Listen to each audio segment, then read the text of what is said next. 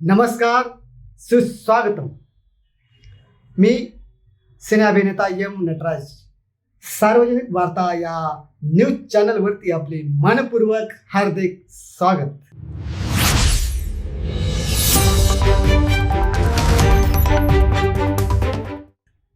मित्रांनो, या चॅनलचे पत्रकार रमेशचंद्र बागुल उर्फ बाळासाहेब बागुल यांनी मला बोलावल्याबद्दल मी त्यांचे मनपूर्वक आभार मानतो.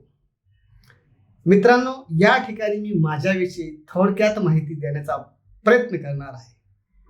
सुरुवातीपासून शेवटपर्यंत नक्की बघा की एक सर्वसामान्य घरातील मुलगा आज मुंबईमध्ये एक ॲक्टर कसा बनला, त्याची एक कहाणी, एक संघर्षमय कहाणी या ठिकाणी मी सांगण्याचा प्रयत्न करणार आहे. मित्रांनो, शेवटपर्यंत नक्की बघा. तर मी सुरुवात करतो. मी संगमनेर तालुक्यातील एका छोट्याशा गावातून आलेलो आहे. त्या गावातच माझं 1ली ते 4थी पर्यंत शिक्षण झालं. माझी परिस्थिती खूप श्रीमंती किंवा मध्यमवर्गीय नव्हती, तर एका सामान्य गरीब कुटुंबातून या ठिकाणी मी आलेलो आहे. मित्रांनो, 1ली ते 4थी पर्यंत शाळा त्या खेडेगावात होती. त्यामुळे 4थी पर्यंत शिक्षण घेतल्यानंतर मी आमच्या गावाच्या शेजारी एक मोठं गाव, त्या ठिकाणी पुढील शिक्षणासाठी गेलो. आणि त्या ठिकाणी सुद्धा मला फक्त 10वी पर्यंत शिक्षण घेता आलं, कारण त्या ठिकाणी सुद्धा कॉलेजची किंवा इतर जे काही शिक्षण असतील तिथे नव्हते. ज्यावेळेस मी 5वीला तिथे गेलो, त्याच वेळेस मला या ज्या चॅनलचे पत्रकार आहेत माझे मित्र रमेशचंद्र बागुल यांच्याशी भेट झाली. आणि 5वी ते 10वी आम्ही एकाच बेंचवर बसून शिक्षण पूर्ण केलं. मित्रांनो, शाळेत असताना खरोखरच खूप धम्माल, मस्ती आणि एन्जॉय केला. आजच्या भाषेत एन्जॉय म्हटलं तरी चालेल. तर खूप काही मज्जा केली. त्या काळामध्ये मला अभिनयाची आवड चित्रपट बघूनच लागली.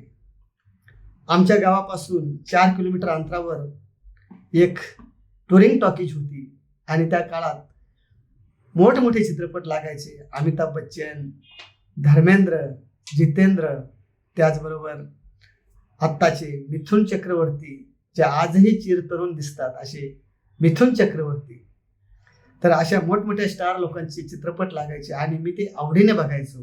अगदी रात्री 9 वाजता ते चित्रपट बघण्यासाठी 4 किलोमीटर चालत जायचो आणि रात्री चित्रपट सुटल्यानंतर 12 वाजता तिथून निघून 4 किलोमीटर एकटा चालत माझ्या घरी यायचो. तर इतका चित्रपट बघण्याचा अफाट शौक होता. आणि तो शौक एवढा भयंकर होता की मलाही वाटायचं की आपण सुद्धा ॲक्टर झालं पाहिजे. मनात खूप इच्छा होती, पण काय करणार, एक छोट्याशा गावामध्ये आपण राहत होतो. 10वी पर्यंत शिक्षण मी तिथे पूर्ण केलं आणि त्या काळामध्येच मला अभिनयाची आवड लागली. वेगवेगळ्या वक्तृत्व स्पर्धा त्या काळात लोकमान्य टिळक जयंतीमध्ये घेत होती आणि त्यात मी भाग घ्यायचो. आणि त्या वक्तृत्व स्पर्धेत मी हमेशा 1ला किंवा 2रा नंबर आणायचो. आणि त्याच काळामध्ये मी शाळेतील जे गॅदरिंग असेल त्यामध्ये फॅन्सी ड्रेस असो किंवा पथनाट्य असो, छोटीशी एकांकिका असो, त्यामध्ये भाग घ्यायचो, गॅदरिंगमध्ये भाग घ्यायचो आणि माझ्या अभिनयाची चुणूक त्या ठिकाणी दाखवायचो. नव्हे, माझ्या आतमध्ये जो अभिनय दडलेला आहे त्याला मी बाहेर काढण्याचा प्रयत्न करायचो, त्याला एक वेगळा मार्ग देण्याचा प्रयत्न करायचो. परंतु त्या काळात जे चित्रपट लागायचे, त्या चित्रपटातील जसे हिरो राहतात तसंच राहण्याचा मी प्रयत्न करायचो. आज सुद्धा तुम्ही बघत असणार मला. त्या काळामध्ये मला मिथुन चक्रवर्तीचे चित्रपट एवढे आवडायचे की त्या स्टाईलमध्ये मी राहण्याचा प्रयत्न करायचो. आणि त्यामुळे मला मिथुन किंवा अनिल कपूर बोलायचे, त्याप्रमाणे स्टायलर सुद्धा बोलायचे काही मुलं, कारण आज सुद्धा मी त्या स्टाईलमध्ये राहतो. तर मुलांनो, मित्रांनो, तर अनेक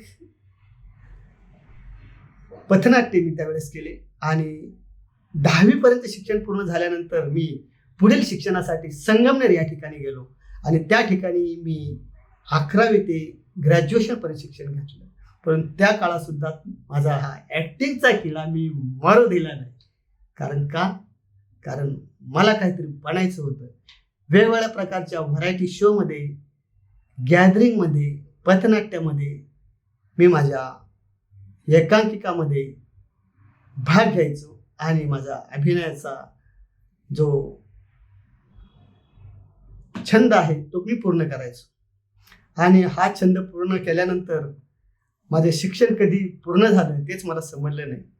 परंतु म्हणतात ना, आपलं स्वप्न जर पूर्ण करायचं असेल तर ते छोट्याशा गावात पूर्ण होत नाही. त्यासाठी पाहिजे मोठमोठी ठिकाणं, मुंबई, पुणे.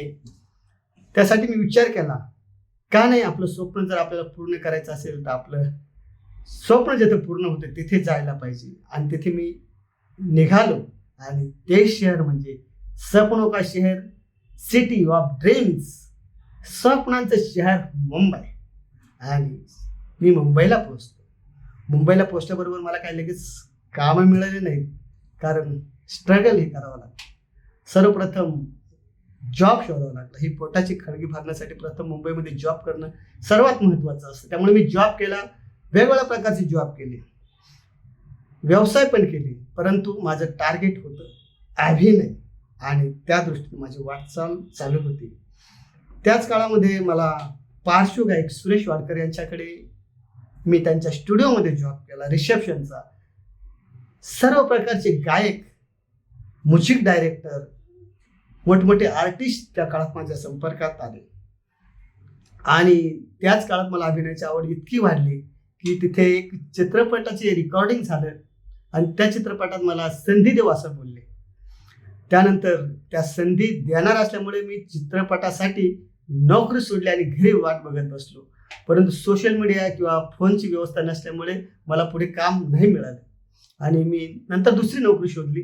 परंतु माझे स्ट्रगल चालूच राहिलं आणि त्यातूनच मला भाई या नाटकामध्ये काम करण्याची संधी मिळाली. ते माझं पहिलं हिंदी नाटक होतं. इस्कॉन या ठिकाणी मी ते नाटक केलं आणि त्याच स्टेजवर आदल्या दिवशी अभिनेत्री हेमा मालिनी यांचा डान्स बॅलेट शो झालेला होता. म्हणजे एवढ्या मोठ्या रंगमंचावर मला काम करण्याची संधी मिळाली, त्याबद्दल खरोखरच मी स्वतःला धन्य समजतो. त्यानंतर माझा अभिनय असाच चालू राहिला आणि त्यानंतर आता जेव्हा इंटरनेटचा जमाना आला, फेसबुक, सोशल मीडियाचा जमाना आला, त्याच वेळेस मी फेसबुकवर एक जाहिरात बघितली की आम्ही तुम्हाला मार्ग दाखवू. तुम्हाला जर ॲक्टर व्हायचे असेल तर आमच्या ॲक्टिंग इन्स्टिट्यूटमध्ये या. मी त्यांच्यावर विश्वास ठेवला आणि त्यांचा ॲक्टिंग कोर्स पूर्ण केला आणि खरोखरच चमत्कार झाला. सर्व द्वार मला खुले झाले आणि अनेक सिरियल्समधून मी कार्य करू लागलो. त्यामध्ये doctor Don, doctor Babasaheb Ambedkar, मोलकरीणबाई, हेमन बावरे, तुझ्या इश्काचा नाद खुळा, आई कुठे काय करते, आई मायेचं कवच, त्याचबरोबर आता झी मराठीवरील कमळे, अशा अनेक 15 ते 20 सिरियल्समध्ये मी कार्य केले. त्याचबरोबर काही चित्रपट केले. त्यामध्ये भटकती आत्मा हा महत्त्वाचा चित्रपट आहे. सर्वात प्रथम मी तो भटकती आत्मा चित्रपट पूर्ण केला. त्यानंतर आले फंटर्स, फंटर्स अगेन, फंटर्स रिटर्न असे 4 चित्रपट आणि त्यानंतर गण्या धावरे असे एकूण 5 चित्रपट मी पूर्ण केले. आणि सध्या 2 हिंदी सिनेमामध्ये काम करतोय. ते म्हणजे आशिक हैदराबादी आणि मेरी शादी है. अशी माझी करिअर या ठिकाणी चालू आहे. आणि हे सर्व करत असतानाच मला धन्य झालो की मला अनेक पुरस्कार मिळाले. त्या पुरस्कारांमध्ये मला भारतभूषण, महाराष्ट्र रत्न, महाराष्ट्र गौरव, कलारत्न, समाजभूषण असे अनेक पुरस्कार मला मिळाले. आणि खरोखरच पुरस्कार मिळाल्यानंतर प्रेरणा मिळते आणि मी माझं अभिनय अजून उत्कृष्ट त्या पद्धतीने करू लागलो. त्याचबरोबर मी पेन किलर नावाची एक लघुचित्रपट सुद्धा दिग्दर्शित केला आणि त्यात मला दिग्दर्शनाची सुद्धा संधी मिळाली. असे दिग्दर्शन सुद्धा केलं. त्याचबरोबर लाईव्ह शो मध्ये सुद्धा काम केलं. हसताय ना हसायलाच पाहिजे या शोमध्ये मी सुद्धा गेलो होतो आणि तिथे मी आघाडीच्या अभिनेत्री अलका कुबल आणि भरत जाधव यांना भेटलो. अनेक नामवंत कलाकारांना भेटलो. त्याचप्रमाणे बॉलिवूडचे जे टॉपचे दिग्दर्शक आहेत, चांदनी बार त्यांनी केला. त्यांच्या एका छोट्याशा फिल्ममध्ये सुद्धा काम केलं आणि ते म्हणजे मधुर भंडारकर, दिग्दर्शक मधुर भंडारकर यांच्याबरोबर सुद्धा मला काम करण्याची संधी मिळाली. त्यामुळे खूपच छान वाटते. परंतु त्याच्या मागे खूप अशी मेहनत आहे. त्याचबरोबर मला शिवाजी मंदिरला टॉपची अभिनेत्री ज्यांनी सचिन पिळगावकर किंवा लक्ष्मीकांत बेर्डे यांच्याबरोबर काम केलं त्या हिरोईन म्हणजे आपल्या सर्वांच्या चिरतरुण अभिनेत्री वर्षा उसगावकर यांच्या समोर मला स्टेजवर काम करण्याची संधी मिळाली. मी स्टेजवर होतो आणि त्या ऑडियन्समध्ये होत्या. त्यावेळेस मला खूपच धन्य वाटलं. खरोखरच मी धन्य झालो त्यावेळेस की मला त्या ठिकाणी काम करण्याची संधी मिळाली आणि मी त्यांच्यासमोर माझी ॲक्टिंग दाखवू शकलो. कारण आतापर्यंत मी त्यांची ॲक्टिंग बघत होतो, एक दिवस त्यांनी माझी सुद्धा ॲक्टिंग बघितली. खरोखरच मला त्या ठिकाणी खूप छान वाटलं. मित्रांनो, करिअर हे असंच वाढत जातं. त्याशिवाय मी काही हिंदी वेबसिरीज सुद्धा केल्या. त्यामध्ये आखिर सच उगल द्या या महेश्वर तेटांबे सर या दिग्दर्शनासाठी मी ते फिल्म केली, आखिर सच उगल द्या. त्याचबरोबर एक मराठी चित्रपट सुद्धा माझ्याकडे आत्ताच आलेला आहे. कालच त्याच्यासाठी निवड माझी झालेली आहे. तर असे अनेक चित्रपट माझ्याकडे चालू आहेत. तुम्ही सुद्धा ह्या क्षेत्रात करिअर करायचं असेल तर माझ्याशी नक्की संपर्क साधा. माझा नंबर या चॅनलचे जे पत्रकार रमेशचंद्र बागुल आहेत त्यांच्याकडे आहे. मी तुम्हाला नक्की प्रयत्न करणार आहे आणि या चॅनलवरती अशोक सराफ किंवा वर्षा उसगावकर मोठमोठ्या कलाकारांना तुम्हाला मी भेट करून देण्याचा प्रयत्न करणार आहे, त्यांची मुलाखत घेण्याचा प्रयत्न करणार आहे. तर नक्की बघत राहा सार्वजनिक वार्ता. धन्यवाद.